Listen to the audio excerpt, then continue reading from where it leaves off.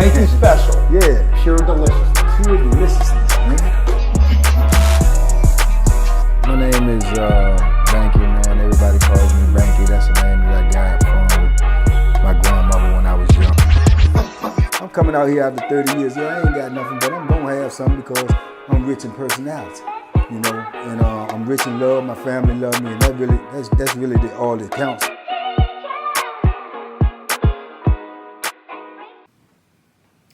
Shout out to everybody out there on Team Banky Pound, man. I appreciate the love. I appreciate the support. Bow, bow, bow, bow. We out here, man. 33 years of prison stories. We out here. I appreciate everybody who leaving comments, man. Everybody who talking to me. Y'all know I talk back. I appreciate it. I appreciate it. We're going to run these numbers up. We're on the road to 100K, man. 100K. We've been in 60K for about 3 months, man. Where they love, where they love, where they love. It's coming, though. It's coming. Patience is a virtue. Well, it ain't going to stop this train. We're going to keep on pushing these stories out. We're going to keep on trying to change lives and save lives, man. So, you know, here it is, another one. I don't know what made me think of this dude here, man. I don't even want to, I don't even want to say his whole name, man. But people who would know who I'm talking about who've been in prison. So I'm just going to use his first name. But people would know exactly who I'm talking about who've been in there. But it may not be super relevant to the story. But I just want to give you an example of the type of characters that you will run into in prison. The type of dudes that you will meet. The individuals that you will be around on a daily basis. Because there's a lot of dudes like the one I'm getting ready to talk about. And we're going to go with his first name, which is Danny. You know. And Danny was with the foolishness, man. He was with the foolishness. And the crazy part about it is he had such a like an engaging personality when you're around him. You know, he always laughing, he always joking. You know, he like, you can be around him, you know, but there's nothing about him that's gonna be straightforward. Everything is an angle on him. Everything is some con, some flammery, some skullduggery, some larceny. You know, he that's what he about. He's always trying to scheme. He always trying to find a way to get over, and he always trying to find a way to get high. And that's how he coming, you know. And when you first meet him, you wouldn't see that because, like I say, you know, his personality is okay. You know what I'm saying? When you in his presence, he gonna make you feel comfortable. He gonna make you laugh. You know, he gonna talk that talk. But man, this dude stayed in foolishness because he always coming with the game. And he got to have 9 lives, man, because I have been around him in more than one incident where he almost lost, you know, that life. And he don't stop, though. He keep on going, you know. He was known for, like I say, with his personality, you could say he was known for having the gift of gab. You know, and what I mean by the gift of gab is one of the, I will say, yeah, one of the hardest things in prison to do, which is something that a lot of guys try to do, is to, best way to put it is to turn an officer, a female or a male, to turn an officer. 9 times out of 10, they're going to be trying to turn a female officer because, you know, they're looking for what comes with a female. Plus, they might want, you know, to get something in. But if they trying to turn a dude officer, they just trying to get him, you know, to convince him to bring in some contraband, you know, where they can make some money, you know, or get high, or both, you know. But when they go at a female, it's usually from the charm aspect. You know, they trying to woo her first, and then if they can woo her, they figure they can get the rest. They can get her to bring in the contraband, do this and do that. Well, Danny had to give the gab because I'm telling you, I've been around him many years on many different institutions, and I have not been on one institution where he has not corrupted somebody. You know what I'm saying? Be it female COs, counselors, or male officers, he talks them into doing what he need them to do, one way or another. you know. But the knock on him is every time they get towed off or they get caught, you know, he tell on them, you know what I'm saying, to save himself, you know what I'm saying. But yet and still, he always get him to do what he need him to do, you know what I'm saying. And it seems like that will follow him. You know, I've been on institutions where I've known female officers and was cool with them, and they tell me out of their own mouth that it's known in the administration, don't mess with him because he gonna get you crossed up. You know what I'm saying? I'm talking about the officers saying that they know, oh, he crossed up this female officer on this compound, oh, he told on the officer on that compound. They know this.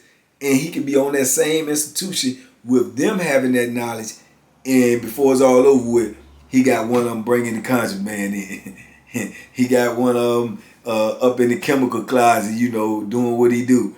Yeah, he do it, man. He talk about I don't know what he's saying to him. I don't know if he descendants from pimps or what, but he can talk. He can talk a fish, man. He can talk a cat off a fish truck. You know what I'm saying? The old saying. He can talk a cat off a fish truck, man. A hungry cat at that. So he had that going for him. But like I say, he'll always blow it. He'll always do something crazy. He'll always do something, you know, or go overboard. Or, you know, he's, you know, is also said that, you know, he's been known to have them bringing stuff in, and then they bringing stuff in, and then he'll flip on them. You know what I'm saying? He'll tell them to bring in more. He want more because now he done caught a habit, or he owed people, or he beat somebody and he got to pay this debt.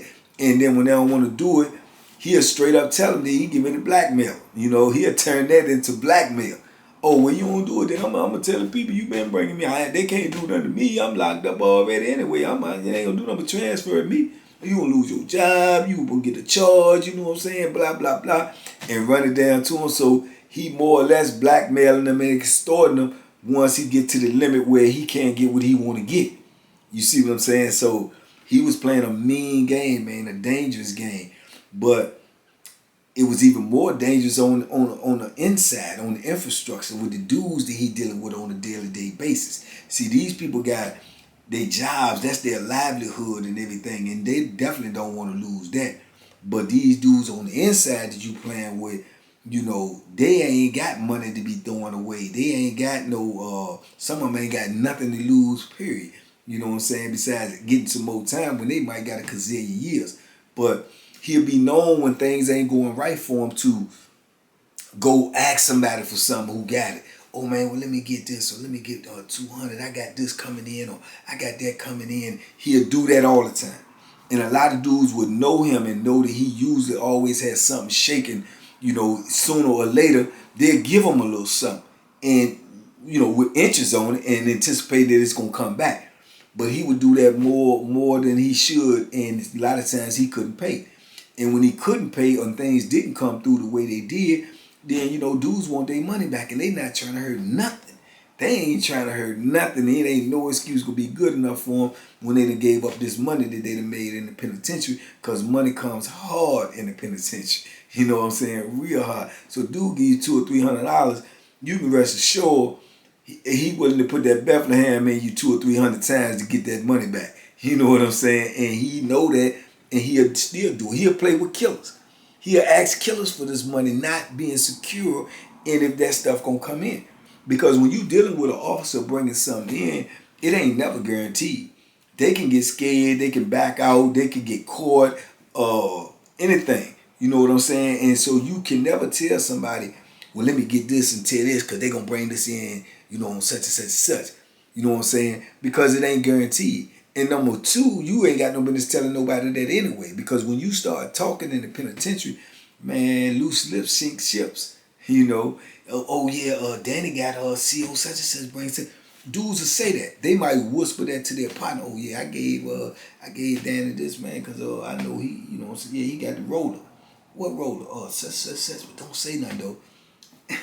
Where that work at? When you tell them don't say nothing, they gonna say something to whoever else they cool to, and so on and so forth. And next thing you know, the whole thing circulating, and now it's just a matter of time before the thing gonna explode up in everybody's face.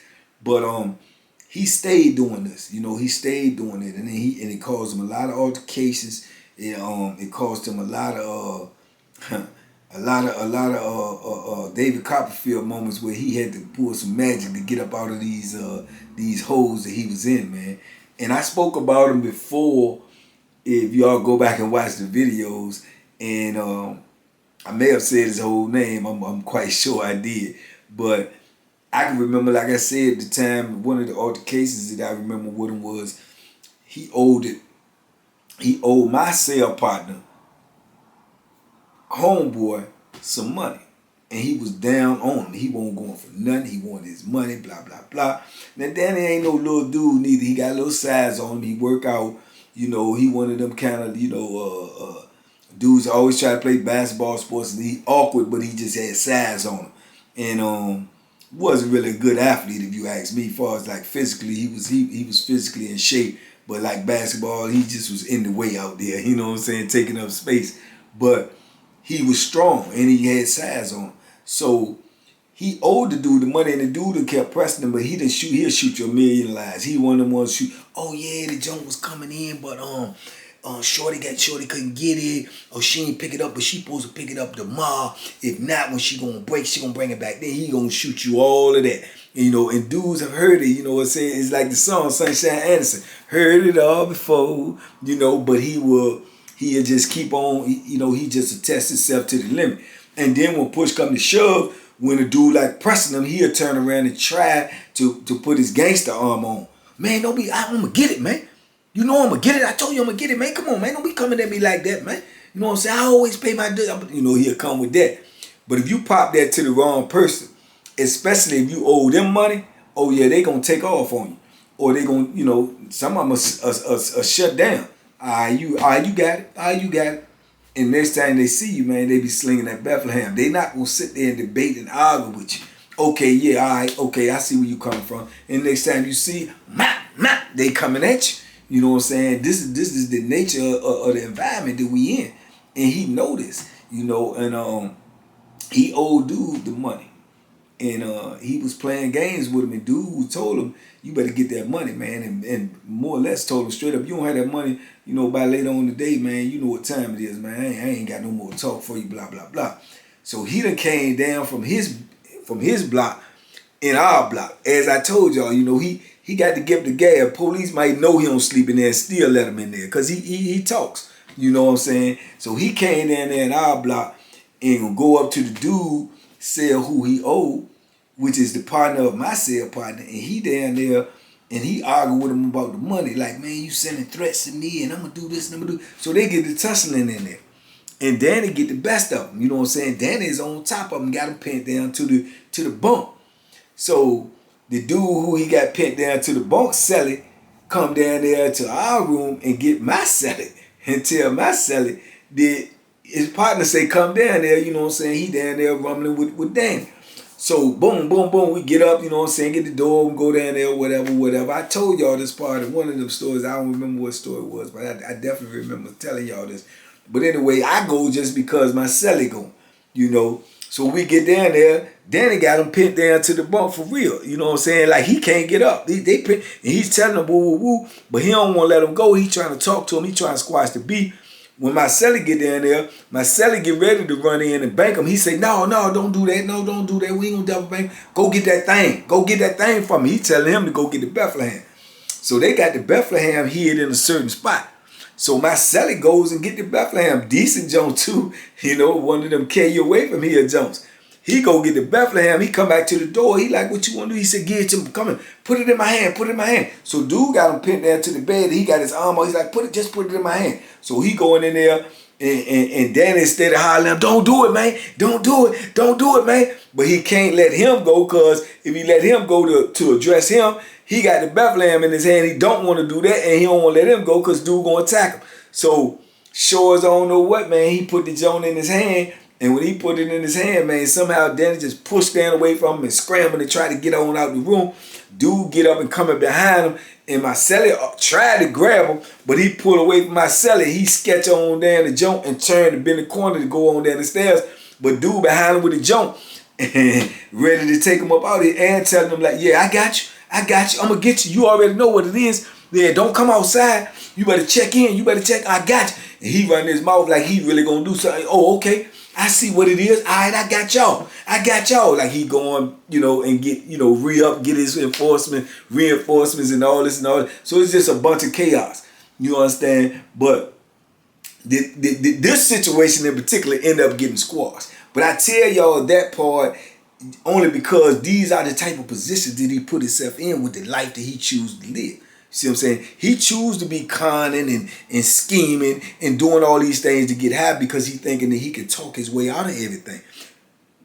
You're not going to be able to talk your way out of everything in prison because first and foremost, it ain't nothing guaranteed in there. Second of all, ain't nobody trying to hurt nothing when it comes to their money because they take chances, they do this, that, and the third to get that money, and then for you to just take it, which is crazy. And that's the irony in prison. Most people in there for taking something that don't belong to them. But in prison, it ain't nobody accepting nobody taking nothing from them. That's the irony in the whole situation. Ain't nobody going for you taking nothing. And if you do go for somebody taking something for you, you might as well just go ahead on and lay down for the rest of your bit and just give everybody everything they want because the wolves will come out and they will descend upon you. You can believe that. It's a dog-eat-dog world in there. But like I say, Danny, man, he stayed with the flim-flam, man. He ended up talking his way out of that. He probably went to somebody else, got the money, squashed the beef. They let bygones be bygones. That's the type of life that he was living at the time. I ain't gonna never live that. You pull that Bethlehem out on me, you put your hands on me, you trying to hurt me, then I can never be comfortable with you. And we can definitely never be cordial or friends. That's just not gonna happen because I'm too paranoid and I just ain't going for it. But that's what happened with their situation. You understand? I think I spoke about this situation as well, about him too. I can remember he was in the block with me, a whole nother block, same compound, whole nother block. And he out there beefing with a dude, Puerto Rican, from up my way, from out DC. He beefing with the Puerto Rican dude because the Puerto Rican dude, he get that work too. Danny done sold him some type of dream, like, look, let me get this till I get this, and I got you, woo, woo, woo. And he done did that, and the dude done hit him off, and it's been weeks and weeks, and he ain't took care of the bill. Now he out there working, and he out there working with dude. And he out there working with dude, and dude pull up on him about his money. Everybody else is locked in except for him, dude, and somebody else. It's the houseman out there working, and dude pull up on him about his money. And he gonna try to get gangster with the dude knowing that he owed the dude. So he tell the dude, man, don't be pulling up on me, but what? Pop! And punch dude in the face because he thinking that he got the size advantage on a woo. Man, as soon as he hit him, man, it was like quick draw McGraw. He hit him, bang! Dude pull that joint out, and he takes off running. And dude chasing him, man. And I told you, he came down the stairs. It's probably about, man, it might be like 30 steps on the stairs. He might have touched about 3 or 4 of them Jones. That's how fast he was coming down them stairs trying to get away from that Bethlehem. And man, it was crazy. Then he then got hit a couple of times. So he bleeding, he leaking, and he hollering, throw somebody give me a knife. He done stab me. He done stab. You know what I'm saying? But dude's still down on him. You know what I'm saying? Dude's still down on him. And dude's threw a knife out there. He ain't touch it. He ain't touch it. He ain't go pick it up. No, I gotta get to the hospital, man. I'm bleeding. And he go to the booth and he ended up getting taken up out of there. You know what I'm saying? But he didn't want that smoke. But he didn't think he was gonna get that smoke when he punched the man in the face about a debt that you owe him.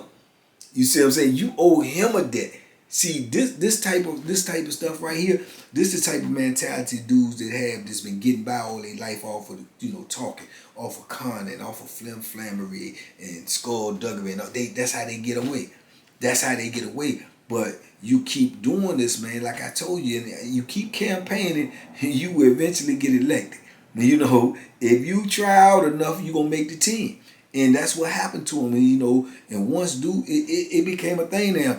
He done got stabbed so many times, sometimes I done heard of and sometimes I done been around, and every time you turn around, you heard he in something. He in something, you know what I'm saying? Or he done got a police caught up, or he done got a counselor caught up. But trust and believe me, man, whatever he got, in his word arsenal, it works. I can remember he had a female on there that they just started.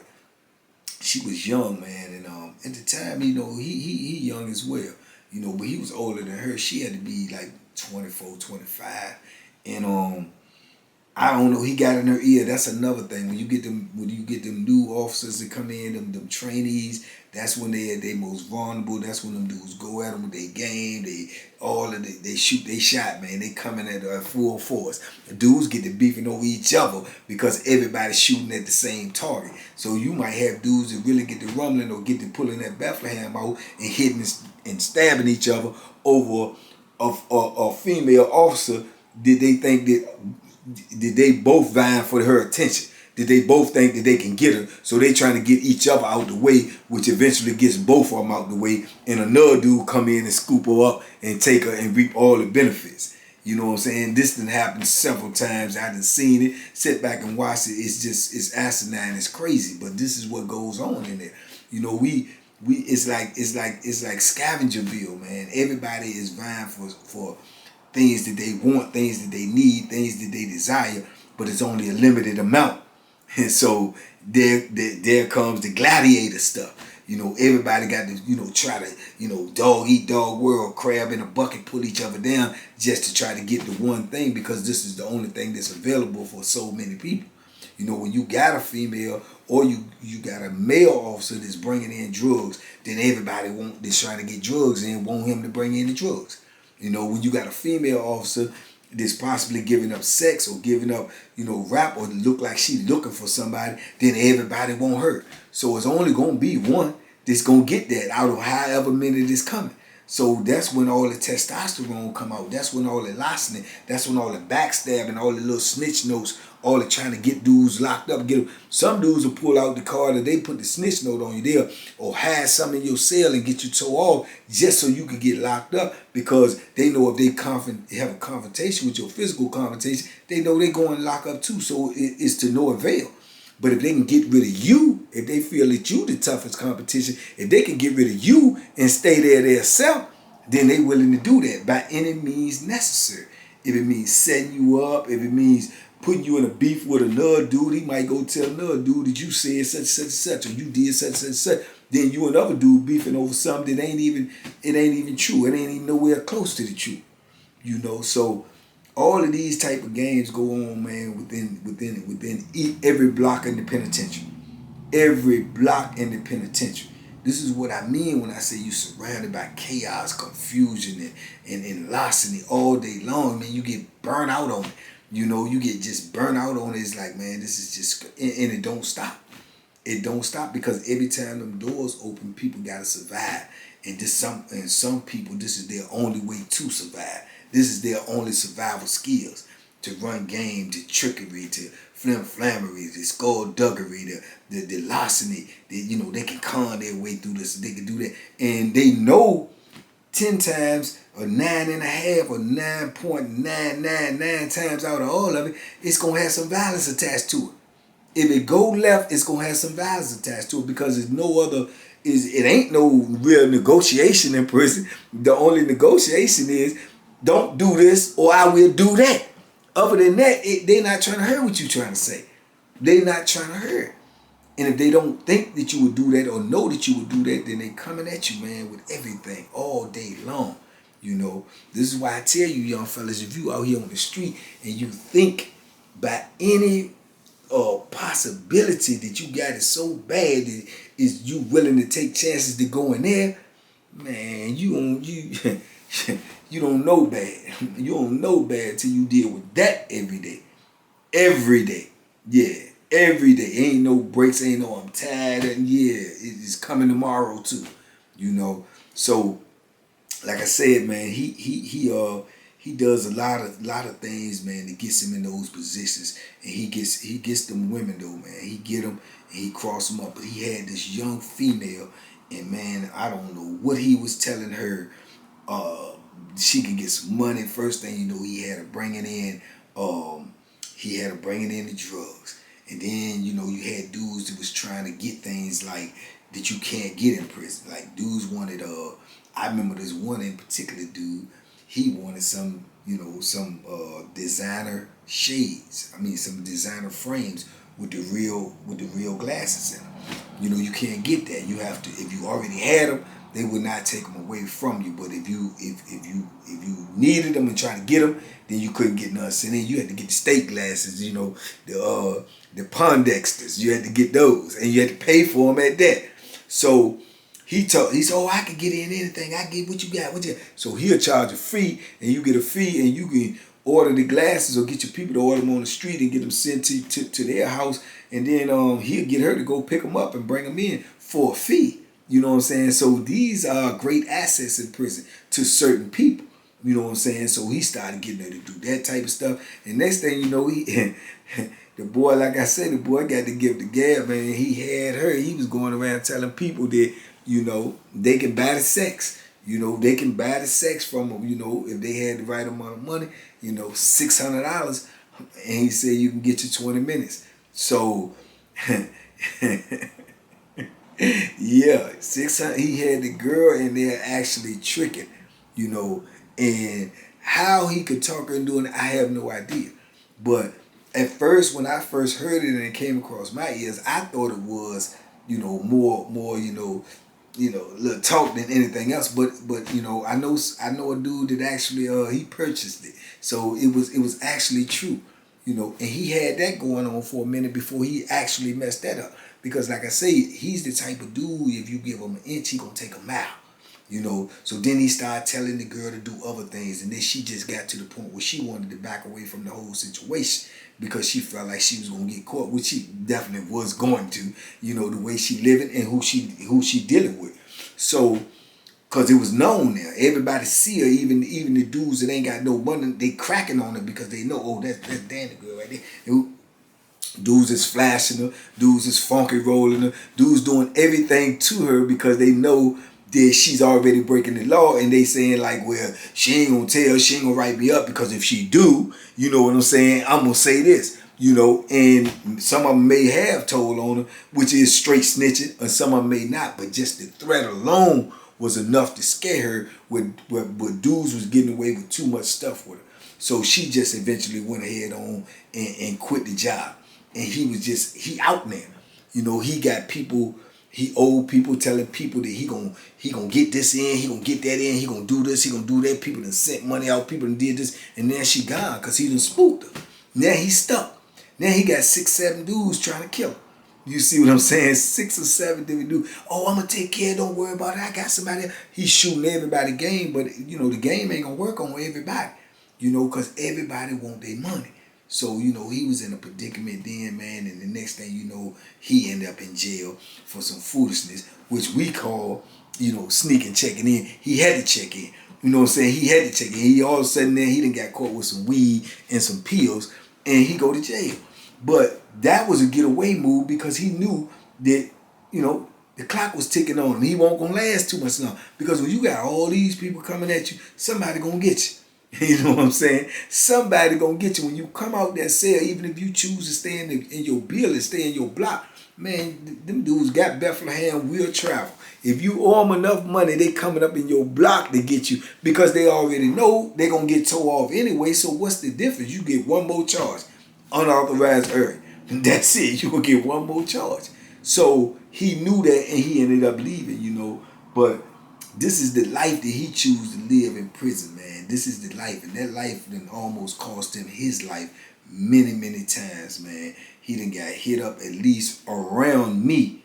He done got stabbed at least twice, And I was recently talking to somebody that had told me that he out. He think he out, But he told me, I was like, man, and that's the first thing that came to my mind. I said, man, he lucky to get out, man, because so many dudes was trying to get at him. I thought somebody was going to kill him. And dude told me, said, oh, yeah, when we was up in the mountains, he got hit like 9 times. I said, what? He said, yeah, man, they almost carried him up out there. They hit like 9 times, man. They had to take him, medevac him up out of there. You know what I'm saying? But he survived that as well. I don't know. Like I say, the dude got, he got luck, beyond luck. Because you can't keep on doing the things that he was doing in prison and expect to survive. Because I know dudes that done died for less.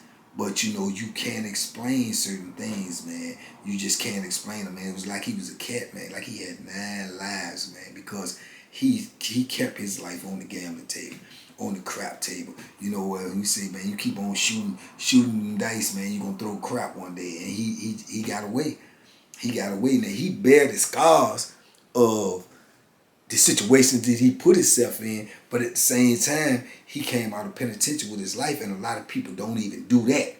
You know, now if he actually is out, and I believe from the sources I got that he probably is out, and there's no doubt in my mind, man, the flammery ain't gonna stop with him. And he's out here on the street with this foolishness, and it ain't no telling what's gonna happen to him. Now, I don't wish no bad luck on him at all, man. I wish him well, as a matter of fact. But if I know his characteristics from all the years that I was around him, he ain't gonna never stop conning. He's not gonna do it. Someone is gonna have to make him do it. You see what I'm saying? And that's when I was telling y'all all the time, man, force versus choice, man. Never put yourself in a position to be forced to do something that's already in your own will to do. Especially if what it is to do is better for you. See what I'm saying? You should never put yourself in a position where somebody got to force you to abide by the law by locking you up. Just do it. Do it. You ain't got to be forced to do it. Because when you go in there, you can't be doing whatever you're doing out here that you got locked up for. If you out here robbing, if you out here carjacking, if you out here in gang banging, you can't do that when you go to prison. So why be forced to stop doing it when you got a choice already? Man, you got to make that choice, man. You know, and so he did what he had to do, man, and he did what he wanted to do until somebody stopped him. You know what I'm saying? And like I said, he got lucky. He got lucky. He got away with what he was doing, and he was fortunate. You know, like I said, he bear the scars. He bear the physical scars. He probably bear the mental scars. But hopefully that was enough to change his mindset. I went around him with this last incident where people said that he got, really got it good and almost did die. So maybe that changed his perspective. Maybe that changed his life. I don't know. I can only hope so. But yeah, he was a man of many lives, man, of many lives. Because you could test somebody one time in penitentiary and it could be the last time. And he done tested a many. So when you talking about a talker, this boy can talk underwater. He can talk with his mouth on fire because he done corrupted a many of them. And some on institutions did already know. They done pre-warned them. Other officers done pre-warned them. Don't talk to him. He gonna get you in trouble. And next thing you know, he got them hooks. Duck them hooks. He got that hook in him. And once they get them hooks in you, man, that's it. A hook, man, they can just drag you where they want to drag you, take you where they want you to go. That's why I always say duck them hooks. Hooks come in many forms. Larceny, chaos, flammery, thug, skullduggery, all these hooks. Being a follower, don't let nobody get no hooks in you, man. Duck them hooks. And he got them in a lot of folks, man. He got a lot of folks fired. He got a lot of folks in trouble. And he survived it all. But that is not the norm. That is not the norm, man. But yeah, this is just some of the chaos that goes on, man. This is the type of life that you will have to endure, man, in prison. So this is why I tell these stories, man, so y'all can know out here, all you kings and queens, because I'm sure a lot of skullduggery and flammery going on in the female prisons as well. But you ain't never got to experience that stuff, man. You never do if you just stay out here and live your life and make the best out of what you got. Make the best. Be humble and be grateful that you free, that you got these type of problems out here, because they way better than them type of problems over here. I can assure you of that, But I just wanted to tell y'all that, man, just give y'all a little glimpse of this type of life he was living in prison. And I wish him well if he out here, man, and I wish him health and even wealth, man. So y'all, I just wanted to drop that on you. So Shout out to everybody out there who been rocking with me with these stories. If you want to know some more about him, man, let me know. Because as I'm telling y'all, this is plenty more than I think about with this dude, man, which was crazy. But yeah, this was about Danny, man. He had 9 lives, man, and he played a dangerous game. But for the meantime, he done won at that game, because if he done came out of that concrete jungle living the way he was living, he was lucky. Because most people are not that lucky. But anyway, man, I hope y'all appreciate this story. Y'all share this story. Hit me in the comments. Talk to me. I talk back. You already know we on the road to 100K. Let's get it. Y'all be safe out there. Be smart. Make good decisions. And like I say, man, it's a blessing in every lesson. And the blessing is you can hear this. You can hear this. You can watch this. You can listen to this. You do not have to participate. Be safe, be smart, make good decisions, man. Duck them hooks. Boom! We out here. Peace and love.